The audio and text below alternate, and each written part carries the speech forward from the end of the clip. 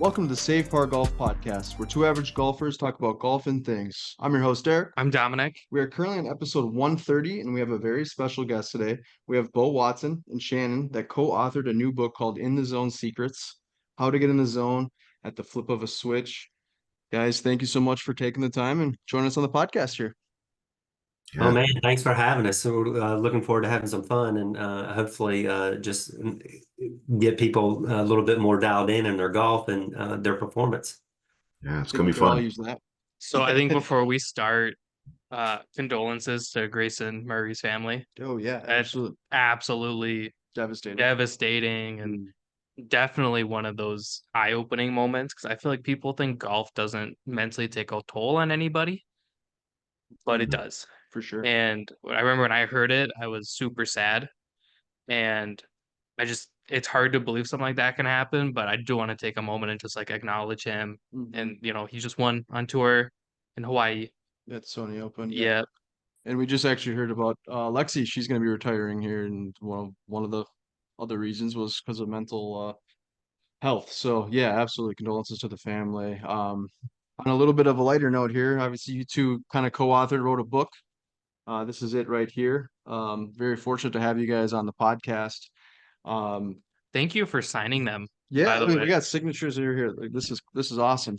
I'm a big book guy here, so this means a lot to So me. I remember when I appreciate got the email, I was like, "Hey, can you sign them?" And that wasn't for me. That That's was this guy. for Derek. So thank you to both. So even if you're like, "Nah, we'll just sign one," then cool. Derek's gonna get a signed copy. Yeah. But thank you so much for signing them. I just think it's like that cool little extra personalization, touch to it. But yeah, we appreciate it. Yeah, thanks so much. Absolutely, you're welcome. You're welcome. So you co-authored this book. We have so many questions. This is an exciting topic because again, we were talking about before hopping on about, buying new products can really help your game, but the mental side of it can be overlooked or overshadowed. But just curious, how did you two kind of get in contact, and how did this whole book come together? Man, it's a funny story, and it's one that I still don't believe it's real. And the reason why I say that is because, I mean, gosh, 2016. I mean, it seems like yesterday, but like I stepped away from the game of golf. Like I quit. I was done. Like many of you guys that are listening on this podcast right now, I know many of you are kind of like the weekend warrior. You're playing the game for fun, but there's a lot of people that are quitting this game every year, sadly. And I talk about that in the very beginning of the book. And, the reason why I quit was because I was an instructor running a very successful golf school, but it was the students that are coming to me and saying like, "Bo, why is it that, I always have a slow start? Or why is it that, I get to this one hole and I always hit it in the water? Or why is it that, I always shoot the same scores no matter what, even if I'm about to break 80 and it's like the last two holes I go double, triple." And I didn't really have an answer for them because many of the same things they were struggling with, I was also struggling with as an instructor. And the sad part about that is, I think the one thing that really drove me over the ledge was because I had been surrounded by literally the who's who in the game of golf. Because of my mentor, David Orr, I was able to have some amazing relationships with, some other amazing people like Sean Foley, Andy Plummer, Mike Bennett, Mac O'Grady with Morad. And so despite all that, I was still struggling personally myself. And it finally came to a head, and I talk about this in a book, but it was this one student. Strokes gain wise, this guy should have been in the low 70s. We go out and do playing lessons. We would watch him hit shots on the range, and it's like no matter what he does, he would go play in a tournament, and he would still shoot in the upper 80s, low 90s. And it literally drove me crazy. And obviously him too. Finally, in September that evening, we had an honest conversation, and I said, "You know what? I can't help you." And we decided to part ways. I basically am fired. And that night, literally that night, I am sending out resumes. And I walked away from the game of golf, shut down my golf school. And about a year and a half later, I come across this crazy guy at church, actually. And we're having a conversation, and I'm like, man, I really want to learn more about this guy because, like, he was really grounded in God's word and his wisdom. And we go out to have dinner one night, and we're talking. And what was fascinating was I asked him randomly, I was like, what did you do, for a living, or whatever. And he said, well, I used to be the national, team manager for the U.S. national inline speed skating team. I was like, well, that's pretty cool. What was your record? Well, he said, I coached 142 national champions, 8 world champions, 2 Olympic medalists. And I'm like, Wow. wow. Yeah. Okay. Yeah. That's Hall of Fame worthy. That's all he's done. He's just laughing about it, Yeah. whatever, no big deal. Yeah, I mean that's who he is. I mean, he's so humble about a lot of the stuff that he does. But I'm like, how in the world did you accomplish that? And the next thing he says is, well, if you really want to know, I was able to get my speed skaters to trick their bodies into the zone. I literally laughed and I said, you're full of it. And he's like dead serious, like no emotion whatsoever. He just like, that's it. And then I was like, I kept pushing back. I was like, I really don't believe you. And the next thing he's doing, he's getting his phone out and he's showing me screenshots and text messages. And they're all like his former national champions, world champions, one of his Olympic medalists. And they're all saying custom trigger, custom trigger, custom trigger. And I'm like, okay, well, this thing's got some legs. All right, maybe it works for speed skating, but this is not going to work for the game of golf. Like, Shannon, you got to understand, I literally walked away from the game of golf, and you got to understand, I've read literally every mental game book under the sun, and even outside the game of golf, and all the sports psychologists, all the authors, they all talk about what the zone looks like, but nobody has ever shown a step-by-step process on how to get there. And you're telling me you have found the recipe for that? And he said, yes. And I just sat there for a second, and I was like, I don't believe you. But I said, you know what? I'm intrigued just enough. I said, I'm a prime candidate. And if this works, I am like the perfect test subject because I haven't touched a club in a year and a half. And I said, I'll tell you what, I'm all ears for the rest of the evening. Show me what you showed them. I will go out and apply this and see if this works. And guys, I go out for the next 6 months. I play 8 rounds. 6 out of the 8 rounds, I shoot under par. I go from a index in 2016 of a 2.4. After those 8 rounds, I'm a plus 1.7. Okay. That's unreal. It is. And That's him proving me wrong. exactly. And obviously he was right. But here's the thing, like, I did that with 0 physical practice. I didn't hit any warm-up balls. I went straight to the tee, cold turkey, hit a few putts. That was it. That's the how I only want thing to I do it, did. right? Straight You cold, wish. straight cold turkey. I That's like straight up what I do because I'm always late. I mean, it's pretty much the weekend warrior, right? I mean, that's Exactly, pretty much yeah. the That's what we're everyday looking golfer. for. The issue is I'm never really late. I'm always really early. Yeah. I don't want to waste my good shots in the rain. That's the other thing, yeah, right? That's what some will say. It's kind of like God's timing is perfect, though, isn't it crazy how you were a golf coach or giving lessons and you totally hang it up, which is wild. There's that little meme of that one guy who's like, this guy must have had a bad day. You see him walking down the street and he literally dumps his whole golf course in the garbage club or the garbage can. Yeah. It's like that's kind of what you did. You hung it up, and then all of a sudden now you have this guy here that kind of just gave you a whole new perspective. Yeah, it was also a breath of fresh air for me too, because I know that the golf is the most mental sport in the world. Mm-hmm. Because look how much time you have in between shots to think about what just happened or what's getting ready to happen. And then we start having that snowball effect that's in our brains and stuff like that. And so I found it exciting because I'm totally moved by results. And I just thought it was funny that, that night we were supposed to be just getting to know each other. Sure. You know what I mean? With what was going on at church and everything like that. And then here I am spilling the beans on like what mental performance is like. And I walked away from the conversation and I'm like, okay, what just happened? I do that a lot. Yeah, absolutely. And the crazy thing was, it was a few months later when Bo he got back with me and told me exactly what he just told you. And then he's like, you know what? I think I want to try to go get on tour again. I want to do that. And I was like, well, go for it. But then what happened was he just fell in love with teaching and seeing the results, because what happened was he went back and got some of his old clients and shared with them. And then all of a sudden they just start dropping strokes too, which is incredible. extremely exciting. And again, even a lot of his clients, there was one that had no physical practice, and for over the winter months because he was working at FedEx, and he comes back and he actually his technique improved during that time. Mhm. But is- again, it was mind blowing, It- just to see how everything just snowballed it and just came together with perfect timing. It was perfect. You kind of mentioned that perfectly because we were just talking about that as well. Most of us weekend warriors are working 40, 50, 60 hours a week, right? And your time is so limited, and whether you have a family, kids, whatever it might be, you don't really have a whole lot of time to practice, regardless of how good you want to be. Sometimes that, other things are more important. And I think that's really the cool thing about this is, like you said, you didn't physically pick up a club, but you're able to take this mental side of the game, aspect of the game, and apply it. Did you ever have anyone else, Shannon, that's tried to pick your brain on this before, like on any other sport? Well, so here's the thing. So I had this one kid. He was 11 years old. Now this is speed. I'm gonna share about speed skating, but my Right. my Yeah. point is he's 11 years old, Yeah. right? And he goes to his first meet.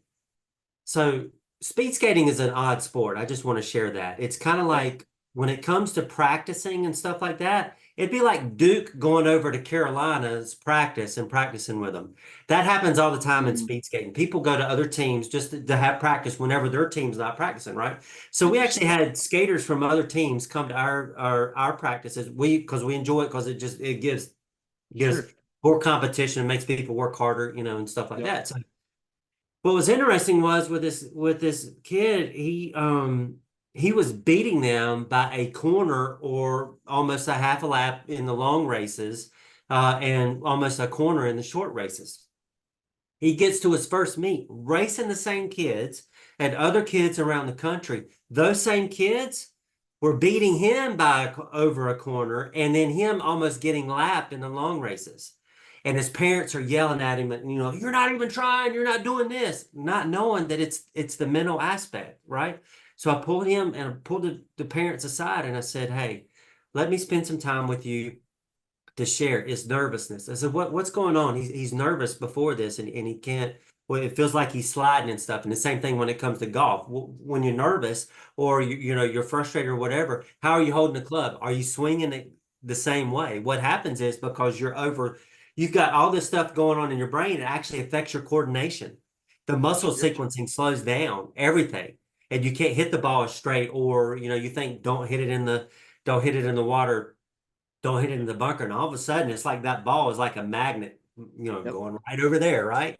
Sure. And so, and I worked with him, and literally within a month and a half, he won his first meet.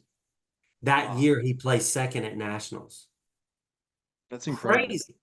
It But the is. reason why I said 11 years old, guess what? He's 11 years old. If an 11-year-old can do it, you can do it. 35-year-olds can do it. Anybody that's With listening to this, 35. you can do Yeah, it. pretty soon. Yeah. That's incredible.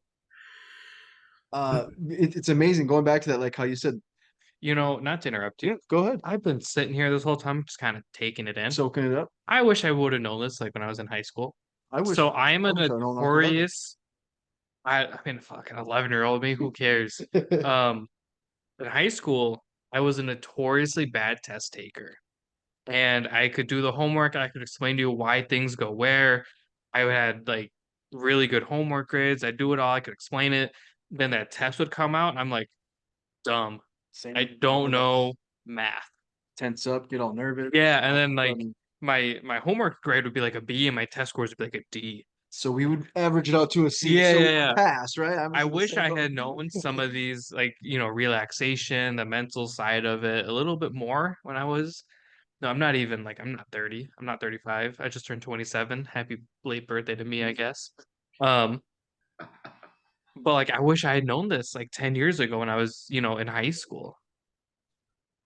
I'm the same way, what I know now versus what I was in college, because so another background. I played soccer growing up, and I played a little bit of semi-pro and stuff, and played college.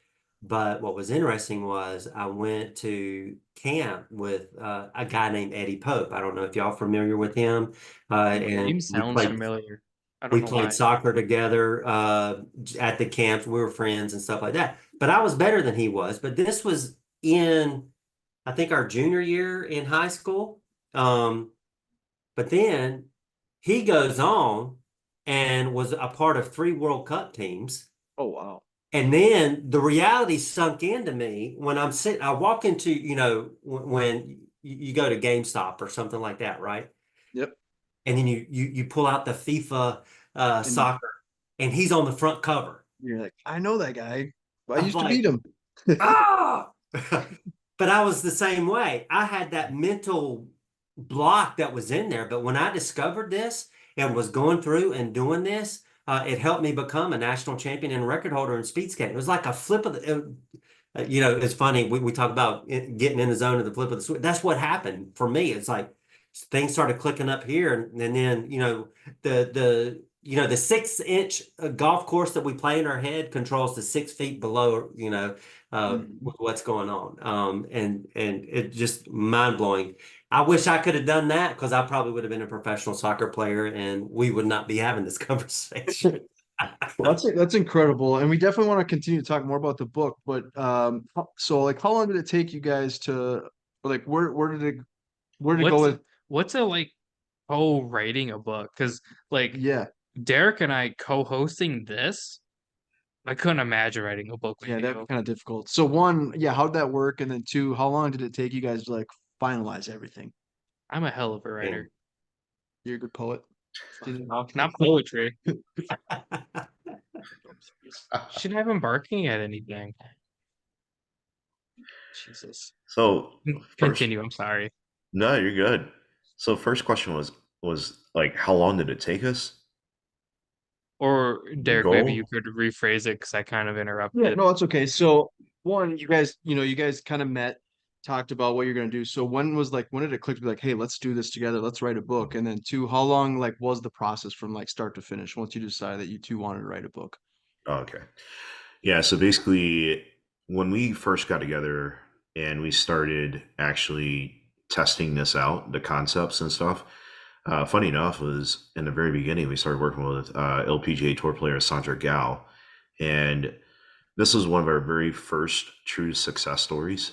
And this is right after we hosted the very first Consistent Golf Summit 2020.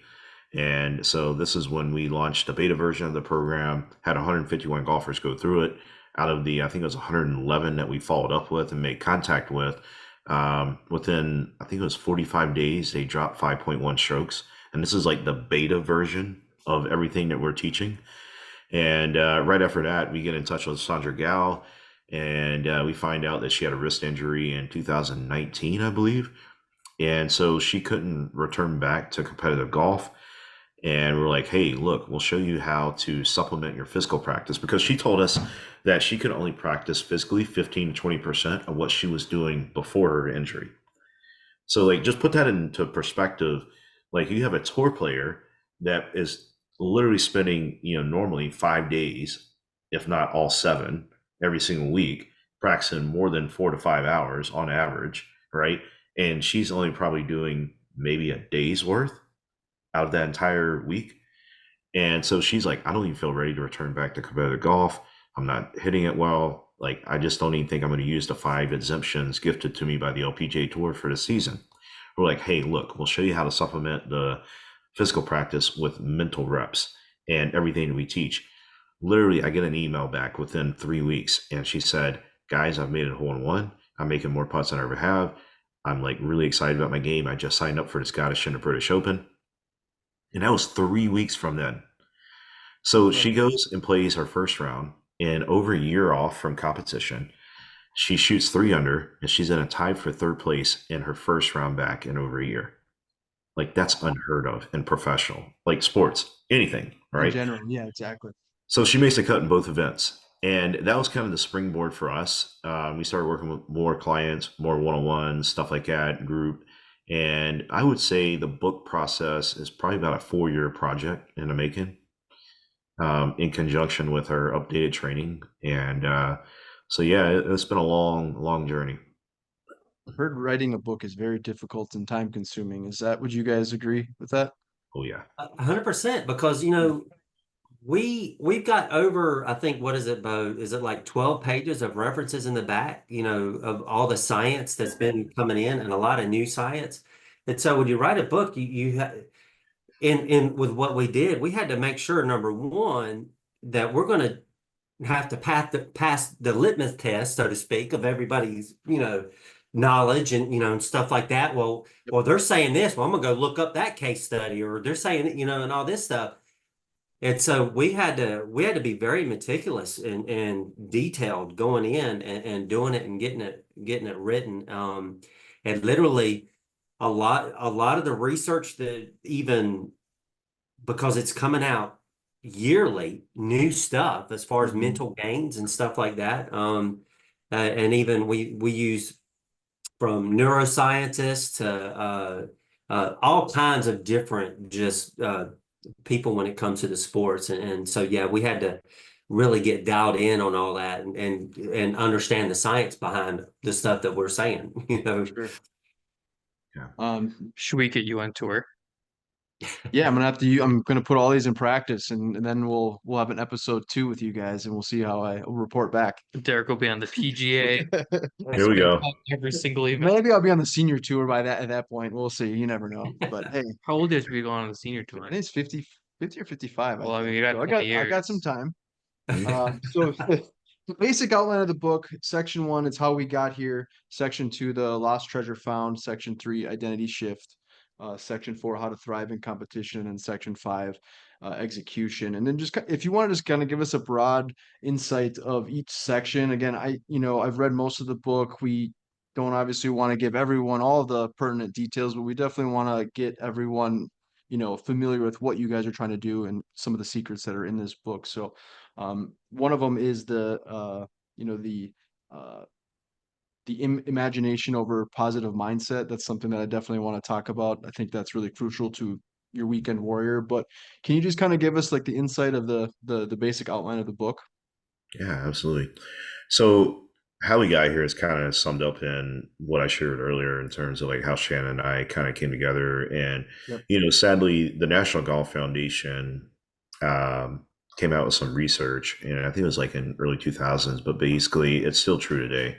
I think there's even an updated version of it, but basically over the last 20 years, golfers are on average are only improving by 0.1 strokes annually, doing all of the conventional methods on how to improve at golf, meaning buying training aids, taking lessons, um, doing training aids, watching YouTube videos, doing everything under the sun, right? And unfortunately, it's not really getting them anywhere. And a lot of people are stuck. I meet with people all the time in our community or just coming into our community, and I hear every single day people saying, I'm stuck. I've been stuck at the same index. Actually, my index is getting worse, and I've tried literally everything under the sun, right? And, that was my story as a coach and as a player. And sadly, I think it equated to around 1 million golfers every year are quitting the game. And the main reason is always due to frustration. Now, the other, 500,000 are aging out, illness or, physical limitations, handicaps, stuff like that. But it's still around 1 million golfers that are quitting due to frustration. And, we state in the very beginning of the book, like our mission is to help 100,000 golfers to shoot their new lifetime low rounds. And we know that the book is going to start, doing that. And it already has. Like, we're getting emails almost every day, people writing in saying like, hey, I just shot my new lifetime low. Hey, I just shot my new lifetime low. Hey, I just shot my new lifetime low. And, those are awesome. But, what really drives and motivates us is when we hear someone like a Dennis Guffey, who had a stroke in 2017. And he told us, and we have the video, the case study, he went and saw 40 of the top 50 Golf Digest coaches. And yet he was still shooting scores in the upper 90s and low 100s. And he told us, guys, you're my last hope. I live a block away from the golf course, and I retired to hopefully play this game in my golden years. And now I'm considering picking up bowling. And thank goodness he chose us, because within a month, he got down to the low 80s. The second month, he was breaking 80 regularly. And he said that he was hitting it about 15, 20 yards further. And I have yet to this day have seen his swing. So there's some truth here to the mental side and how powerful this can be. But what you'll never hear me say, and I need to say this, because as a coach, technique is important. Like John Doherty is one of my good friends, and also one of the coaches in our program, very big on Morad, who is Mac O'Grady's right-hand man. And he works a lot of our students on, the technique side if they need it. So like, you'll never hear me say like technique's not important. But when you pair it with what we teach in the book, it's like literally taking steroids for your game, because you can accelerate the time to learning a new skill. And we talk about that in section 2. In fact, like I had a college golfer we work with, had a very, crazy swing change that he needed to make, working with a good coach. And this type of swing change that he needed to make, I forgot what it was, but it usually takes about 8 months to a year for it to really settle in and actually hold up under pressure in tournaments. Well, he was doing it within 3 months. And his coach asked him, "What have you been doing?" Because he's working with other students like him, right? Really good players and at the same skill level. And he's like, "You realize like this move that I'm asking you to make, and especially this change, like this takes about 8 months to a year. And here you are now already seeing it under tournament setting. And like, we've only been working together for 3 months." And he's like, "Well, if you really want to know, I've been working with Bo and Shannon. That's about the only thing new that I've been doing." So we talk about that in section 2. That's using like mental imagery. But the biggest thing about that is, when you read in our book, we talk about this guy named Alex Morrison. And this is really important for people to understand that's listening to this, because golf has gotten off track in the last 50 years because it's been this search for the perfect swing. Well, there's no such thing, because it's not the swing that wins tournaments, it's the player. Mm-hmm. And the funny thing about Alex Morrison is he wrote a book called Better Golf Without Practice, I think is the title. It was like in the 30s or 40s, right? I think you mentioned. You talked about it in the book. Yeah, let's see. You mentioned in the book. Yep. It was written in 1940. And, one of the cool stories in that book I loved was him telling the story about this comedian, Lou Lore. And he's like the weekend warrior, doesn't really get a chance to practice a whole lot, but he had been trying for years to break 90. And so he had tried everything under the sun, right? Just like many people today are in this game. And he comes to Alex and he's like, "Look, I'm at my wit's end. I can't break 90. And he's like, "All right, look, we're going to sit you down in a chair. We're going to rehearse what he calls the 5 Morrison swing keys." And that's all they do. They just sit in a chair and they do that for 2 weeks, right? His first round back, he shoots 87. He didn't practice physically. Yeah, he just went straight to the course after doing nothing but mental reps, and he shoots 87. And there's so many other really good stories in that book. But he was the godfather of mental imagery in the game of golf. Now, the reason why I share why this is so important is because when you look at legends like Sam Snead, Jack Nicklaus, let's just talk about Jack Nicklaus really quick, because everybody knows like he had a really good mental game. Well, where did he learn that from? Childhood coach Jack Grout. All right, let's look into Jack Grout's story. Who is Jack Grout's mentor? Alex Morrison. The gentleman you just mentioned, yeah. So we all know who Sam Snead is, right? And we've all read the book, Golf is Not a Game of Perfect, right, by Bob Rotella. But have you guys ever read the book, what is it called? The Golfer's Mind is one of his other popular books that he wrote. I don't know how to read. See, I think I have it here. I think I should have that one. Yeah, I think I do have that one. I think it's a yellow cover, but yellow cover with like a green, and then it's got a golf ball and I think a putting green, but it doesn't matter. But in chapter 2 of that book, Bob Rotella tells this famous story of meeting Sam Snead for the very first time, right? And he's given this presentation and a speech, and it's literally a do or die moment in his career. Because if Sam Snead stands up and says, "Do not listen to this guy," like we would not know who Bob Rotella is, all right? Mm-hmm. But Sam Snead does stand up and say, "Hey, we need to listen to this young man because what he's speaking of is truth." And he said, the reason why we need to listen to him is because in my early years and throughout most of my career, and the reason why I had the most success was because I would go to bed the night before a round, visualize the perfect round, get through like hole 12 through 16, something like that. And I'd wake up feeling great, go through my normal routine, and sure enough, I'd play some really good golf. Well, where did Sam Snead learn that? Harvey Pinnock. So who did Harvey Pinnock learn from? Alex Morrison. Now, who did Harvey Pinnock also coach? Everybody loves Ben Hogan's swing, right?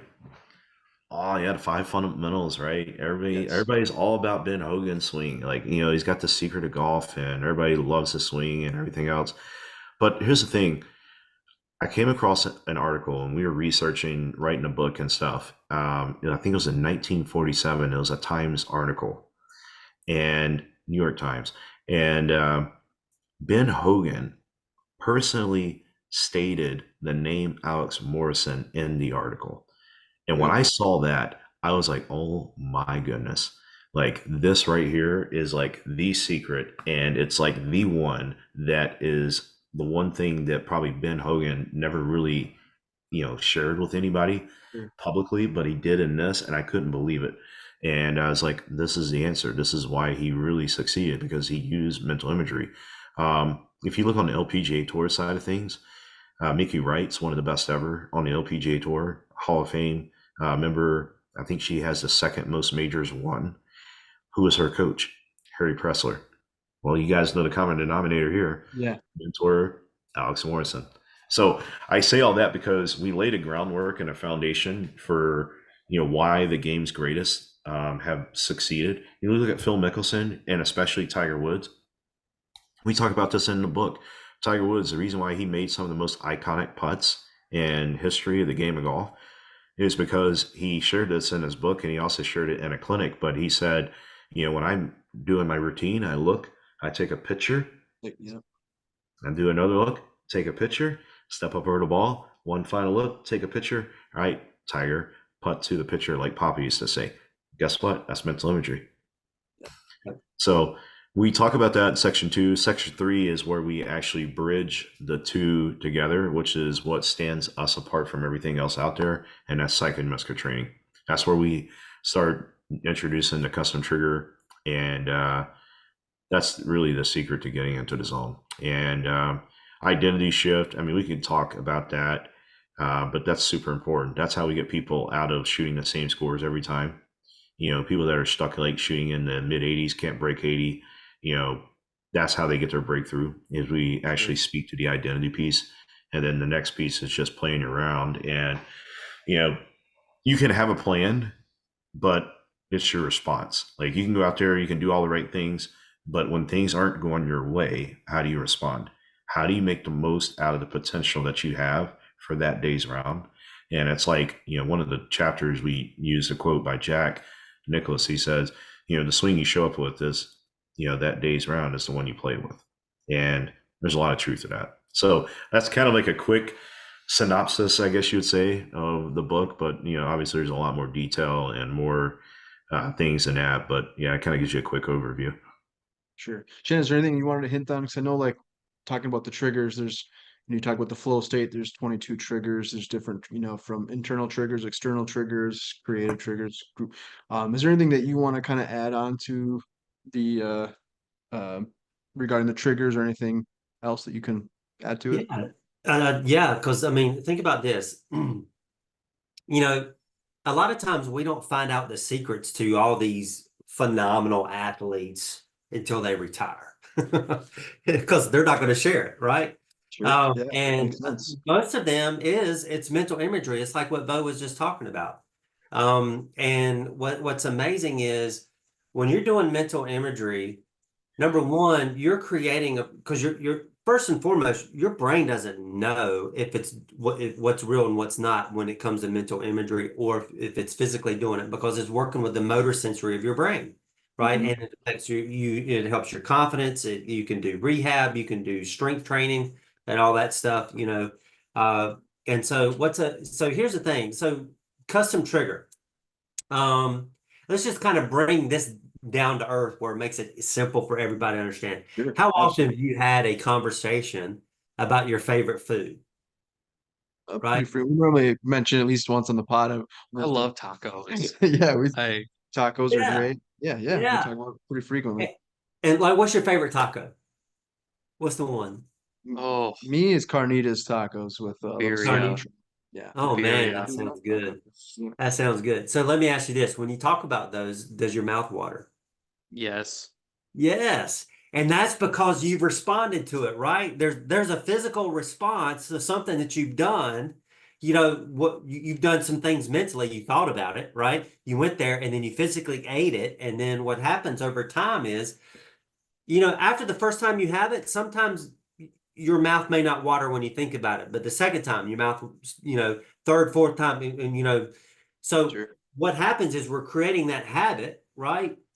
For that trigger for your body to respond to it. And it's the same thing as like when it comes to having a trigger, that's what it is. You do a physical trigger, and then we incorporate mental imagery with that, but we also incorporate your emotion as well.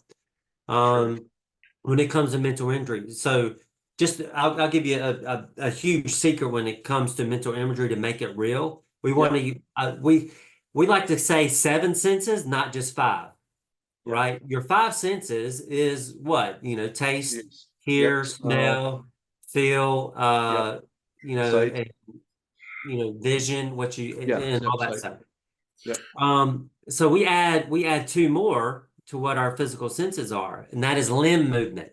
Can Yep. you feel? Are you feeling the swing, the motion of the swing? Can you feel your muscles firing as you're going through that motion and everything that you're doing? Your hips turning, everything. The ground pressure, all that stuff, and not just that. Can you see the nipples on the ball? Can you feel the wind? Is it hot outside? Is it cold outside? Can you tell the difference? Making it real. But here's the other one is that we don't think about because we utilize kinesthetic mental imagery, and the difference between that and like just visualization is you add emotion to it. Yep. And so you put that emotion. What do I mean by emotion? What would be an emotion? It would be like let's say a quarterback when he's watching his receiver, how dialed in on his receiver he is. There's an emotional impact of that. You know what I mean? And so the same thing with in golf, the emotional impact with the target, making the target more real than anything else, right? And you get dialed in on the target, and then doing mental imagery, using all those 7 senses. Here's the thing: is mental work hard work? No, it's not No. like you got to pack up Pretty. your clubs and go to the golf range, right? And all the Right. time it's there. So, the some of the people that Bo had mentioned earlier, they quadrupled their practice time, but without going to the range. It's pretty effective. That's wild, actually. Yeah, and getting mental reps in. And so we hear all the time, golf is 90% mental and 10% physical. And then my question would be like, okay, why are we spending 100% of the time on only 10% of the game? Exactly. That was kind of my question is how, you talked about this Morrison. It's like, how did this get lost in translation? We're like, well, what happened? It's kind of wild. In one of the chapters, one of the quotes is, the mind is your greatest weapon. It's the greatest club in your bag. It's also your Achilles heel, which is from Steve Ellington. I think that's so powerful because, again, as a weekend warrior, you're on first tee. I just played a couple about a week ago, and the first hole, it was a par 4, water on my right hand side. It was a reachable, for hitting driver, and it's the first thing that crossed my mind was like, just don't hit it right into the water. And it's almost impressive because I literally did what I put my mind to, right? I said, Right. don't hit it in the water. And then I hit it into the water. And then now my positive, like super hyped to play around a golf. Now it just dropped dramatically because it's the first swing of the day, first hole of the day. There's people behind me. And so I think this is so relatable and, kind of putting in some small goals, kind of, you guys mentioned, uh, shifting your thoughts on taking that negativity and putting it into positive thoughts and trying to maybe find smaller goals rather than just trying to lower your score from 80 to 70, try to find minor wins, I guess, is so to speak. So, um, yeah, how did that get lost in translation? I mean, people spend thousands of dollars on golf. You'd mentioned that people quit because they're frustrated. I could imagine golf's expensive, one, right? And then now the technology, there's all these crazy drivers and clubs, and we still purchase these, and sometimes we don't get any better. We sometimes get worse. So why is that? And I think it's amazing what you guys are doing. I love it. I'll tell you why. It was my frustration originally. And that was I read all the mental books, but yet I couldn't measure my mental performance. And so when I talk to people all the time, they always say that's always the biggest hang up, so to speak, is that it's not something that you can do, say, hey, if I could do X, I'm going to get Y result.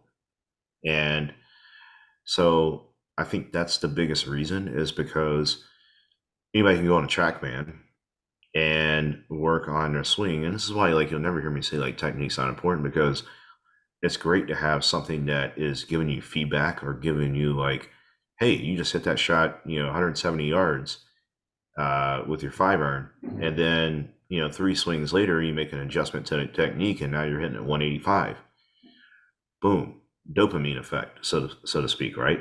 Sure. And so when people are working on their mental game, it's hard if they do it the original way. And I think this is why, like, when people read a lot of the other books, and I'm not saying that they're bad, like, I'm not knocking them. Like, I have high respect for Bob Rotella and Lynn and Pia and what Vision 54 stands for and what they've done and how they pioneered the think visualization box, stuff like that, and being able to give people a process to actually go out and follow. But I think where a lot of people, are frustrated or to come up short with is that there's not anything out there, so to speak, that actually shows them like a step-by-step process on how to actually get into flow state or get into the zone. And that's where we can show people with our in the zone scorecard, that we give our clients, and we show people how they can actually track and measure that. But we also show them how to actually do the psychoneuromuscular training aspect itself, which is using a custom trigger, CPR, to actually get into the zone more, and but also explain the science behind it, but also show them through just doing mental reps. Like Shannon talked about this earlier. This is really important for everybody that might struggle with a slice or just any swing issue. One of the first people that I showed this to was this guy that worked at FedEx, and he had a 40-yard slice with a driver. That's pretty bad, right? Now, through technique, I got it reduced after 2 lessons to about 25 yards on average. Still bad. But hey, we might not be hitting like OB or in the water, every 5 out of 7 drives. Like, we're now maybe 1 or 2 around, but it's still bad. But I don't see him for 5 months. The last lesson was in the first week of November, and I don't see him until March. And I kept in contact with him. And, when I was texting him over the winter months, I found out that he only practiced, 1 time and only played once. So I see him in first lesson in March. His first 7 shots with the driver were these beautiful 5-yard baby draws.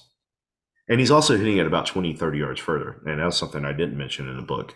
But obviously, that's going to equate to more distance. Yeah. Yep. Right? Yeah. But I'm looking at him in almost disbelief. I'm like, what have you been doing? And he's like, well, I pressed it. I'm like, you told me you've only practiced once and played once. Like, how do you explain this? I'm dumbfounded. Mm-hmm. And he's like, well, that is true. That's all I've done. But I'm like, how do you explain this? Like, last time I saw you, you were 25-yard, major fade or slice. And he's like, well, when you showed me how to do mental reps, every time I had downtime throughout the day or my work time, or when I was on lunch break, or, I was just waiting in between stops and stuff like that, I would do mental reps of me actually doing the correct feeling of what it should feel like with my hands in the swing plane. And that's all I did. I was like, wow, this is awesome. Amazing. Yeah. And, and we have so many more case studies like that, but that is tangible evidence that is almost the dopamine effect, so to speak, of someone actually doing a physical lesson and seeing immediate feedback, with a TrackMan or whatever. Same thing with Sandra Gao, someone like that. And within 2 or 3 weeks, change her mind to then saying, hey, I want to use these 5 exemptions, where she was 2 weeks prior not even going to return that year to the LPGA Tour. So that's what I think many people struggle with when it comes to the conventional side of the mental performance. And that's where I think we're a breath of fresh air for many people that are kind of stuck and they tried everything under the sun on the mental side of things. And yeah, I think that's what's is most important, because that's where I was as a player, and that's where I was, frustrated as a coach too, because I wasn't getting that breakthrough in my own personal game. And for me to experience it personally, and then also see so many other case studies of people that have gone through it, I think that's now the difference, if that makes sense. Absolutely. So you have on your in the book here, do you have different links or QR codes so you can like sign up, or there's a couple different you talked about the CPR, which is the consistent passion reaction. So do you still like have do online or calls or anything like that to like maybe you read the book and you're like, I get it, it's clicking, but I just have a couple other questions, or just want to pick your brain on something else. Do you guys do that? Oh yeah. Yeah, that's actually funny. So like I will do the calls, and we also have team members that do the calls. But it's occasionally funny when people will jump on and like, "Man, I didn't even think this was real," but I'm actually talking to you, and it's because we care. We're serious about our mission, and that's one of the things that we're happy to do as far as jumping on these calls and helping people out. Is there like an opportunity to work with us? Yeah, absolutely, there is. But a lot of times there are people that are coming on, and I'm also pointing them in the right direction, because we're not the next best step for them. Can't tell you how many times, like, I've done calls and I'm like, hey, you really need to go spend some time on biomechanics. And I'm good friends with Dr. Kwan, and I'm like pointing people to Dr. Kwan on that aspect. Also good friends with Scott Fawcett. And it's like, hey, yes, our stuff will help, but really you need to go spend some time on your course management, and you need to go see Scott and start using Decade. And so sometimes that's where the calls lead to, and I'm pointing them in another direction. But that's because we care, and that's because like we want the best for them. So yeah, people can still book calls with us and jump on for help if they need some help on clarifying some of the concepts. Absolutely.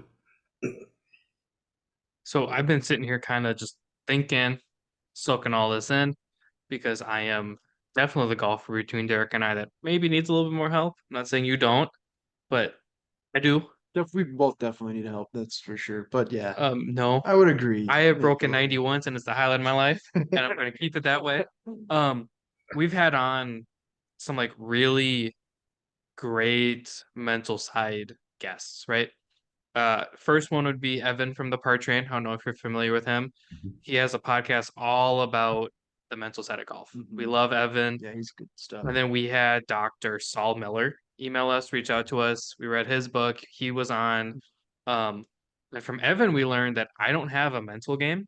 Like it's just non-existent for me, which I personally really like because I don't get mad, right? Like, wow, Dom, that shot was so bad.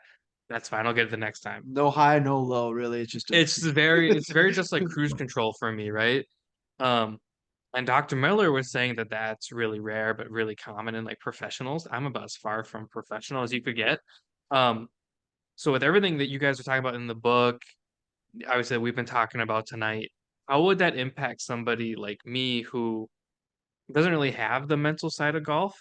Obviously there's still stuff I work on, right? Like the biomechanics stuff, the technique, like you've been saying, how important it is. How would something like this apply to someone like me who doesn't really see the highs and the lows? Yeah, you want me to answer it, Shannon? Yeah. All right. So for someone like yourself, right, that is very neutral, like doesn't get, overly worked up when you hit a bad shot, or you don't get overly excited when you make like a birdie or an eagle or something like that. Well, I Um, mean, hold on. If I make an eagle, I'm jumping in the lake. Hold on here. Yeah, let's take it back. Yes. Pretty neutral and gets that birdie. I get that That's eagle. nice. Cool. I'm jumping in that pond. I'm making a snow angel in the sand. I don't care. I've made some like big birdies. I mean, we've seen me drain big putts, but like I'm never just like, whoo, like it's always just like, cool, let's do it again Or type thing. or to go back to like me talking about hitting a ball. I'm a pretty positive person too, but like if he hits a shank on the in the water on the first hole, it's okay. Well, let's just reload and grab another one, like which is pretty rare. I would say a lot of people get really upset pretty quickly. So I'll let you continue to give that advice. Yeah, What you sorry, think. I had to throw like if I get an eagle, trust me, there is I'm It's gonna be a feeling celebration. I'm feeling All that right, so we high. got some emotion. I've had eagle looks, but I have not made that eagle. So, for someone like yourself, the major benefit is going to come from the identity section in the book and also the mental reps with psychodynamic training, because every person would benefit from that. Because if you can have hyper focus on your target and you follow your process to a T for every single shot, your scores are going to come down. But what's also going to give you a breakdown, like when you say like you've only broken 90 once, I would be challenging you to break 80. And one of the ways you do that is resetting the internal thermostat. See, the reason why most people are stuck How do we shooting. do this? Shake me harder. Where's the Yeah. switch? Yeah. So the internal thermostat is probably the most important thing, right next to psychomuscular training in the book, because it's the one thing that we've seen so many breakthroughs for many of our clients and readers of the book. And it's why we see so many new lifetime low rounds is when we reset the internal thermostat to your new identity. That's where you break through the ceiling that's been holding you captive for most of your golfing life. And one of the cool stories we share in the book is the amazing SAT story. And I'll share it briefly here because it's so good. Because like even for people that are listening to this podcast, they don't buy the book. Like please, like listen to this because this is powerful. There was a story of what was his name, Shannon? The guy that was on Tom Bilyeu's show. I can't think. The mental performance Trevor coach, Moab. Trevor. Yeah. So he also, Unfortunately, he actually passed away with cancer and stuff, and so definitely this is the story Bo's going to share. It came from his dad. Okay. yeah. And here's the thing: Trevor was working with, and this is kind of, I guess, the main reason why Nick Saban was so dominant in the 2010s era, so to speak, is because Trevor was their mental performance coach. So he was good. But the interesting thing about his dad comes home from a Toastmasters like conference meeting or whatever. And he's sharing this with Trevor, and he's like, "You won't believe this. This is what the speaker shared tonight." And he said, this guy shared the story of him as a kid in high school. He was basically hanging around the wrong people, was making, D's, F's, and obviously struggling big time in school. Well, as a junior in high school, what do we all do? We take the SAT, right? So he's like, all right, whatever, I'll just go take the test. So he goes and takes the test, and he gets a score back, and his score is, I think it was a 1480 out of then 1600. Pretty much a genius level, right? So his mom's like, son, did you cheat? He's like, Yeah.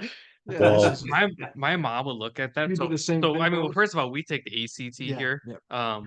so it's scored differently. But I guarantee, if my mom looked at that, she'd be like, "What the fuck are you doing in school?"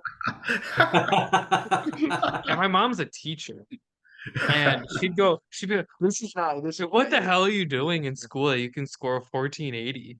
Oh man. And then there's me getting C's. yeah, I mean, and Okay, that continue, was sorry. basically her reaction with her son. And he's like, no, but I tried to. But the problem was the desks were too far apart, so I couldn't cheat.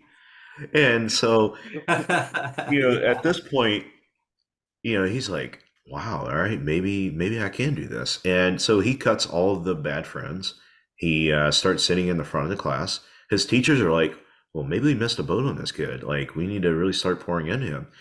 Well, fast forward, he graduates high school, goes to community college, and obviously the GPA was just so low, but he had started building up. Goes through community college, transfers to a 4-year university, and then transfers to an Ivy League school.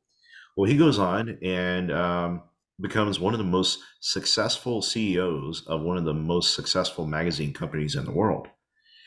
Well, about 13 years go by, he gets a letter in the mail, and it's from the SAT editorial board. And it sits on his desk or whatever in the kitchen for like a day, and his wife's like, "Are you going to open this?" And he's like, "All right, fine." So he opens it, and the board says, "Hey, periodically we will review our test taking procedures, and we actually came across yours, and you were like one of 12 students sent the wrong score. You actually made a 740, not a 1480." Wow. And then you go, My "Wait a mom would minute." go. My mom would go. That makes sense. Yeah, that makes sense. Now we're talking. But That's a lot of that's crazy. people would say that your past predicts your future, right? Mhm. But in this case, it didn't. So, what did allow him to have success? Well, really, the answer came down to his behaviors. He changed his daily behaviors to match up with his identity of a 1480 student, and he walked in the behaviors of a 1480 student. And as a result of walking in the behaviors, he then had the success that he wanted. But the key in that, and the reason why I share that in regards to the game of golf, is a lot of people are stuck shooting the same scores. Well, it's because they have the mindset and identity of a mid 90s or a mid 80s golfer. And what they really need to do is retune that to, hey, I'm a mid 70s, or I'm a low 70s, or I'm a tour player, or I'm a mid AM qualifier, whatever, fill in a blank. And, sometimes people are like, I want to win my club championship. Well, the problem is, and the reason why many people are not winning their club championship, because they're not walking in the identity of a club champion. See, the thing that most people need to grasp and understand is that when you start walking in the identity and behave like whatever fill in the blank identity that you want to ultimately achieve, that's when you see the results. And this applies to life all across the board. And so that right there is one of the biggest things that many people listening to this, if they apply that not only in the game of golf, but also in their daily life, they'll see the breakthrough that they're ultimately are seeking. That's a great story. I'm gonna mail you a PGA Tour letter. Dominic just qualified for the I'm gonna PGA start telling people. I'm gonna start. That's Next good. thing you know, this guy's gonna be on the tour. I'm gonna start telling people that I mentally shoot 72. But that is a very powerful story and incredible story. I've never heard that, and I wish somebody would have lied to me about my ECT score. that's what I'm saying. Now we're gonna get you the PGA Tour. I'm gonna send you a letter. But The issue is, I know me. I've been like, ha, like, yeah, that's you got the easy. wrong Dominic. And then like nothing would have changed. I love that. We don't want to take too much of your time because we really do appreciate it. We hope to have you guys on down the road. And maybe we can fine tune our game by using some of these practices and put it in play here. And again, hopefully we can better our scores.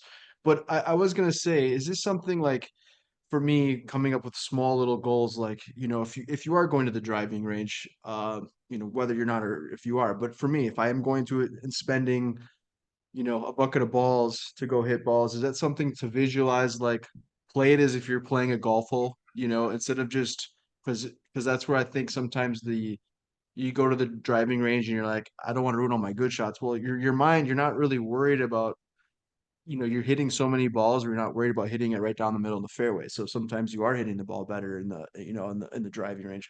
So is that something where like more, act like this is hole number one, you're going to go driver, and then, you hit it 260, and then now you want to kind of go with the 9 iron. Is that a good practice for like I'm about a 10.5 handicap. I mean, that's something that I go to the driving range and I just hit my driver and just start with my wedges and work my way to my driver. Is that, instead of doing that, is that like a good idea? So before you answer that, I had a random thought, and this is part of the issue with this podcast is I'm random. It's golfing. Yeah. Well, it is about golf. Yeah. I sent you some Landon Ashworth stuff that the guy who makes reels. Oh, yeah. So he's autistic, Mhm. and he was going through his pre-shot routine, and something you guys said made me think of this. What he does is he says that he visualizes his golf ball as like this light up thing, right? Like a glow ball. So what he does is when he in his backswing, he makes a light. And then when he goes forward, he just traces it mentally in his head and then predicts where the ball can go.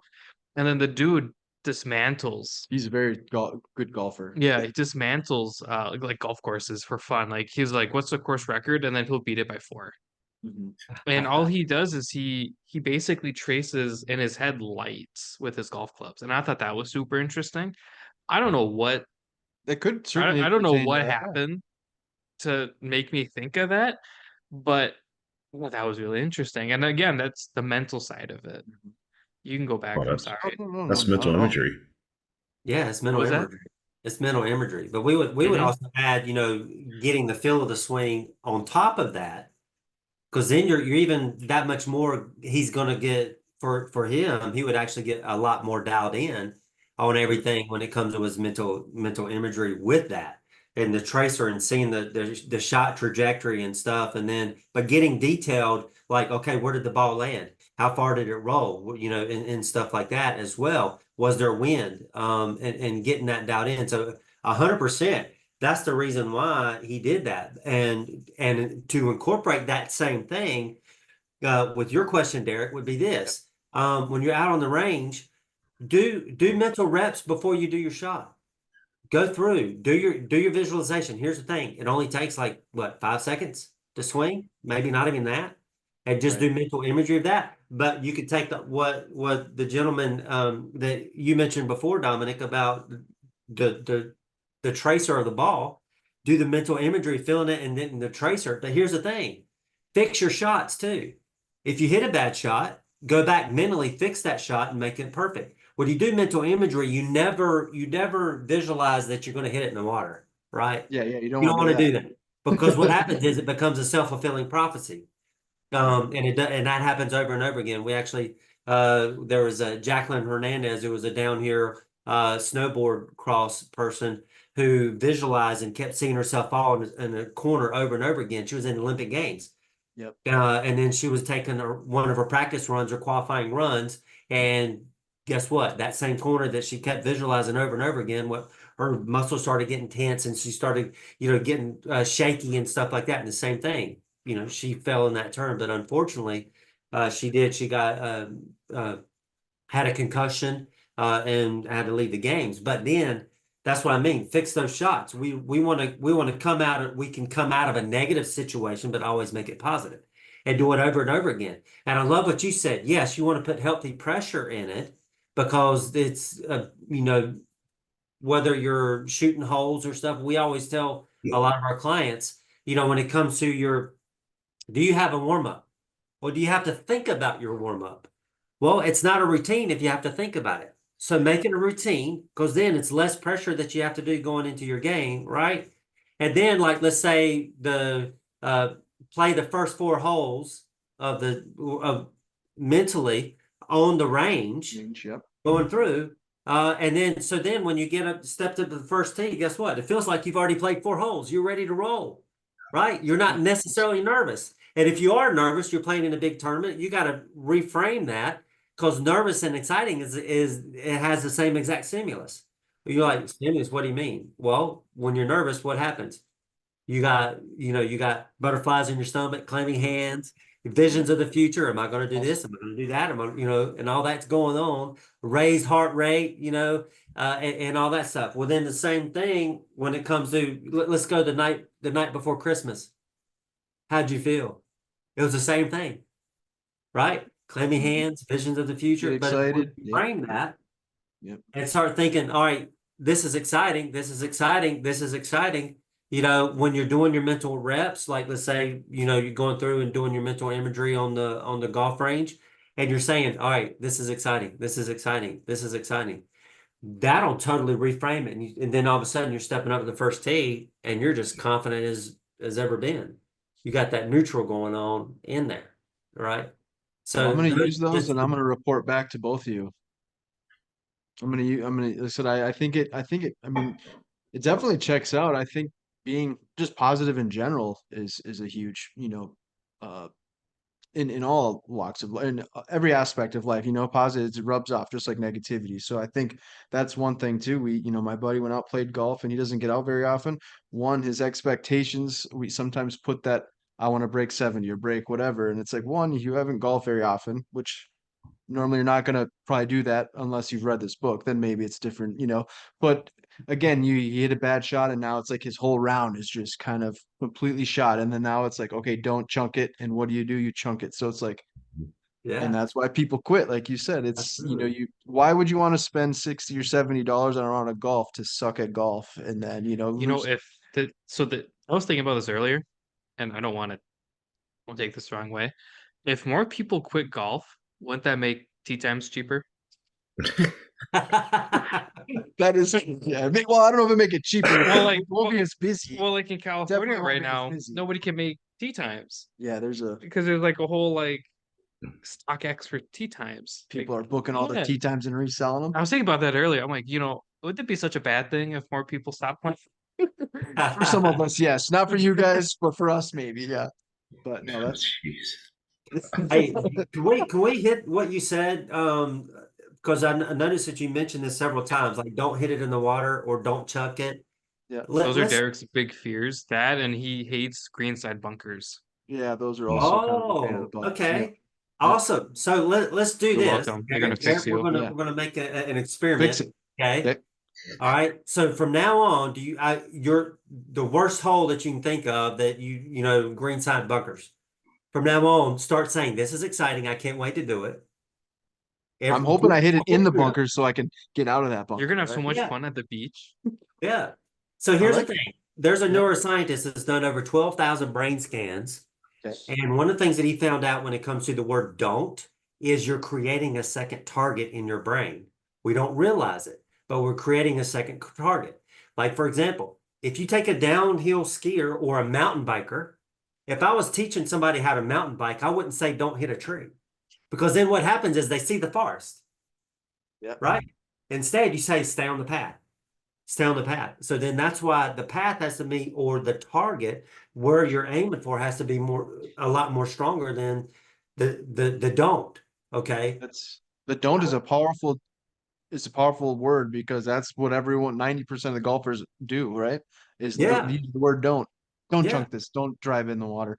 And here, I'll give you a practical example for everybody that's listening to this. All right, if you're driving your car, don't try this. All right, right now, if you're listening to this podcast, if you're at home, you can do this. I want you to visualize, all right, if you want to close your eyes, you can. I want you to visualize a field of bunny rabbits. Field of bunny rabbits, okay. Field of bunny rabbits, and they're all jumping around. Trust me, this is going to be good. My eyes are closed. Yep. We know, we can see that. In green field of bunny rabbits. Video. They're playing tag. They're having fun. They're jumping around. Don't think of a lion. Dude, that line would do work. It's like right when you said it automatically just kind of popped in. Yeah, but here's the thing. Did the lion just pop in, or did the lion pop in and chasing the bunny rabbits? It popped Because in. our brain has that negative bias that's in there. Yeah, it was a pretty aggressive line. That line would do work in that field. Yeah. And so what happens is when we step up to there and we're thinking, man, don't hit it in that greenside bunker. Don't do that. Then what's going on with that brain scan? You've increased the brain activity that's going on, and you're in what we call red light state or yellow light state. So, now let's talk about the identity shift. If you were a tour champion, all right, now we got to think about, okay, this is $1 million shot. Right. Do you step away from it? If you're on tour, you wouldn't even think twice. You'd be like, yep, because it's on the line, right? That's the behavior that's following up like with the SAT score. So then you do that. You step away, and then have you ever noticed Phil Mickelson? A lot of times it looks like he's just staring off into space, and he's looking down the range, and he's just looking and looking and looking. Right? He's like a scientist out there, right? He's calculating. He's doing mental imagery. He's making, because I heard him on a podcast with Ed Milet, and he's saying, I'm doing mental imagery. I am making that shot surrender and submit to what he wants it to do. Yeah. Right. And so then step away and then get your mental imagery. Make that shot surrender to where the target becomes more powerful than the don't. Right. And so then what happens in the beginning, the don't process of, let's say, bunker, water, hazard, or whatever, it's a little bit less impact. Well, guess what? You keep doing it, it's a little bit less impact. And then all of a sudden, you're not even seeing the greenside bunker. All you're seeing is the pin. All you're seeing is like, this is my target. This is where I'm hitting it, right? And then guess what? You're starting to play better golf because you shifted that identity. You also shifted your thermostat because you're so used to hitting it in the don't area, right? Now you've created that pathway to where you're going it. So then what happens is when we say don't, what's going on too is it's affecting your coordination as well because the muscle sequencing that's going on because your brain is doing the muscle sequence. Then you're not focused. You're not focused on your target. You're focusing on the don't. You got both of those. That's why it affects your coordination. That's why how much more you need to back off the shot, right? Sure. So you can get everything firing again, and you can go in that shot more confident. Here's the other thing: have you ever played the game horse? Mm-hmm. Right? What do you have to do in horse when you're getting ready to shoot? I mean, not spell horse, but Right. miss. You have to call your shot, Probably right? shot. Yeah, I guess. But yeah, absolutely. It's Right. been a long time since I Yeah. played horse. Right. So what if in that situation you call your shot? I'm going to do this. I like That's that. healthy pressure and it's Mhm. taking the don't out of it. So it's kind of like, I mean, if you think about it, we're good enough to don't hit that shot, and you do hit that shot. So it's like if you get that reverse, like you said, that reset or that shift, realistically, you're kind of doing what your mind literally just what your last thought was almost in a sense, right?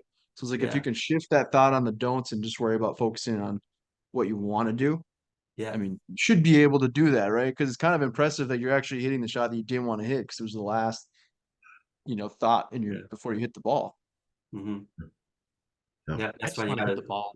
Yeah, no, this is great, man. We really appreciate your guys' time. Hopefully, you guys enjoyed it. Yeah. And again, yeah, we'd love to have you guys on down the road here, maybe in the next few months before the end of the season. We'd love to have you guys back. Yeah, it's been fun.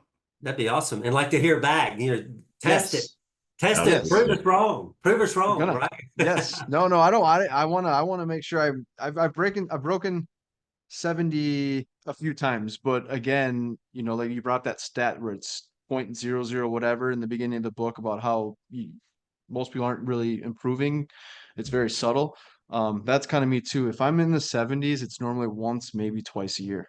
And I'm normally in the mid 80s. That's kind of where I'm typically at. But I golf maybe once a week, once every other week, maybe twice a week, depending on the week. But Mhm. so I think being able to, with my work and, everything else going on, being able to focus on these kind of things and work at that, I feel like I'll have more time to get my mindset right. Yeah. No, that's awesome. So So while we still have you guys, I don't want to put you on the spot, but would you mind sending us a couple copies of this? We have an event coming up in July, yeah, and we'd like to kind of give them out as prizes, maybe. you have an Get more event coming people. July 20th. Yeah. Yeah. Let me make a note. Yeah, I'll be Yeah, we'd happy love to. to. Definitely. Awesome. And we'll sign them We, too.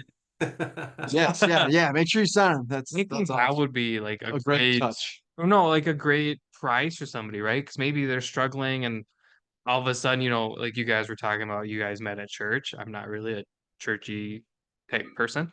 Um, maybe that's their sign, right? Is they win this book, maybe that's their sign that, hey, I could get better at golf at my age. So that was my thought behind it. Yeah. Definitely. No, I'd be happy to. So I just Absolutely. made a note. We'll send it your way for sure. Okay. Perfect. Yeah. Well, thanks so much, guys. We really appreciate it, and we'll report back, and hopefully I break that 70. Awesome. Yo, Looking forward to not it. hopefully. I will. I will break You're that gonna 70. shoot a Yes. 68. Yes, there we It's go. that See, there we go. 1480 Reshifting my lifestyle. mindset. You're gonna shoot a 68 68. There we Yeah. go. on the front nine. Yeah. And Dom's Yeah, gonna get a Derek. letter from the PGA Tour here soon. You're working on that Is that 1480 what lifestyle. You happens? got this. Like when they go pro, they get a letter? No, I was just saying that because Oh. of his SAT story. Maybe I will get a letter. Thanks again, guys. You guys have a great week. Yeah. Thanks, Thanks. guys. Take care. Nice to meet you Appreciate it. both.